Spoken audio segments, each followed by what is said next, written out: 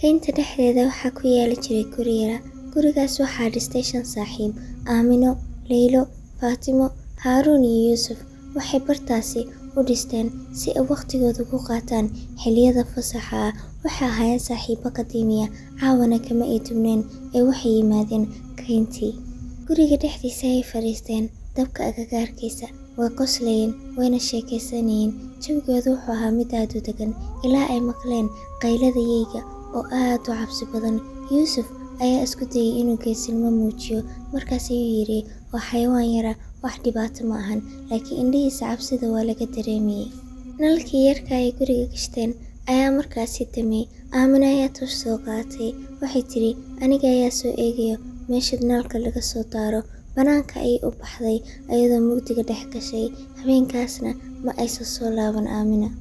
Markii in muddo soo laaban weysay, gruubkii waxay bilaabeen inay raadiyaan. Kayntii ayay galeen iyagoo raadinaya, laakiin waxa kaliya oo heleen waxay ahayd xijaabkeedii oo meel yaalay. Markaasay waxay tiri Faatimo, lagama yaabo inay iska baaba'day. Haddana waxaa halay Haaruun, wuxuuna dhahay, xayawaan ayaa laga yaabaa inuu cunay, inkastoo cabsi ee isna ka muuqatay. Markii ay muddo raadiyeen oo ay wax heli waayeen, waxay iskaga laabteen gurigii yaraa. Markaasna way seexdeen. Subaxdii qorraxda ayaa soo baxday. Ayagoo isku diyaarinayaan inay haddana bilaabaan raadintii ayaa la yaabkooda waxaaba soo baxday Aamina. Waxayna timid gurigii. Markaas waxay ku tiri ayada, waan lumay un. Ayada indhaheedu waxaa ku jirjiray mugdi yara, wejigeedana saa'id ayuu u caddaa, sin in ruuxda laga qaadayo kale. Intii kale way dareemeen markaas Aamina inay wax ka khaldan yihiin.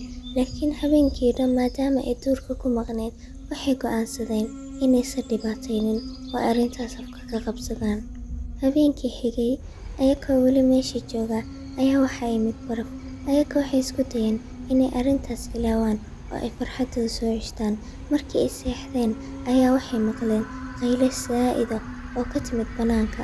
Markii u soo wada carareen banaankana waxay heleen Yuusuf oo dhex yaala barafka, asagoo dhiig ku hareeraysan yahay. Dhuunta ayaa la kala jaray.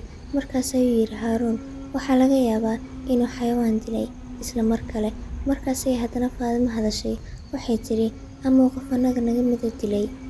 Haaruun iyo Layla waxay bilaabeen inay murmaan. Faatimona waxay ag istaagtay Aamina, taasoo si la yaab leh u aamusneed. Markii siday isku dagaalayeen, ugu dambeyn waxay go'aansadeen inay arrintaa ka hadli doonaan subaxii. Markaasna way seexdeen. Subaxiiba markii la gaaray, waxaaba la helay Layla jirkeedii, iyadoo markaasi feeraha la kala jaray.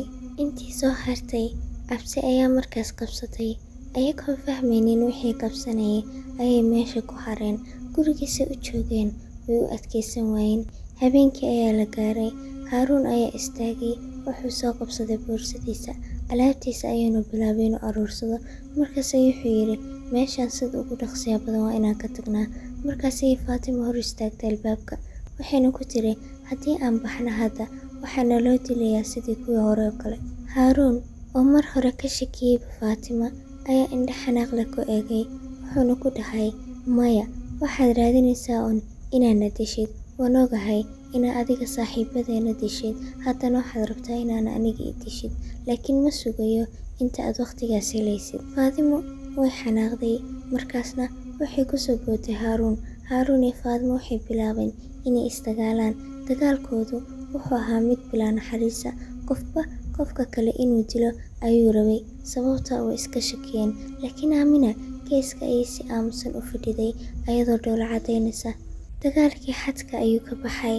Faatimo ayaana ugu dambeyn laga guulaystay, sababtoo ah Haaruun ayaa surka ka jabshay, dhulka ayayna ku dhacday. Markii ay dhulka ku dhacday oo uu hubsaday inay Haaruun nafta ka baxday, ayuu isagana dhulka fadhiistay, asagoo aad u argagaxsan. Markaas ayuu gacmihiisa madaxa ku qabsaday, wuxuuna dhahay, alla maxaan sameeyey. Aamina ayaa si tartiib ah soo ag fadhiisatay. Waxayna markaasi gacanta saartay garabkiisa. Waxayna ku tiri, tani khaladkaaga ma ahan. Asaga ayaa eegay, wuxuuna dhahay, maxaa ka wadaa khaladkaaga ma ahan? Hadduu taasaa, saaxiibadana mid ka mid ayaan dilay. Waxaana laga yaabaa inaan waashay oo kuwii kalena dilay anigoonan iska warqabin. Aamina markii ay la hadlaysay, codkeedu waxaa mid aad u jilicsan. Waxayna ku tiri, may Haaruun, tani khaladkaaga maahan, waxaan oo dhan mid khaladkaaga maahan.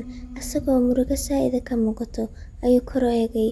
Wuxuu ku dhahay, haddaba yay khaladkiisa tahay? Maxaa annaga nagu dhacay?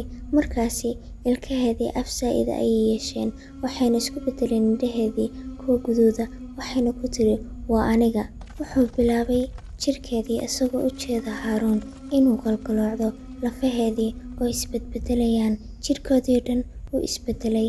Markaasna asagoo daawanaya ayay wax isku beddeshay jir yey oo aad u weyn. Ma uusan bahaysan jaanis uu markaasi ku cararo, sababtoo ah isla markii buu ku booday. Markaasna wuu kala jarjaray Haaruun jirkiisa oo waxay cuntay asagoo nool. Subaxii markii la gaaray, gurigii yaraa wuxuu ahaa mid aamusan, waxaana meesha ku daadsanaa lafihii saaxiibadeed, kuwaasoo hilibkii laga dhammaystay iyo sidoo kale dhiigoodii. Aamino waxay soo istaagtay bannaanka iyadoo markaasi jirkeeda iskala bixinaysa, waxayna dhex gashay keynta.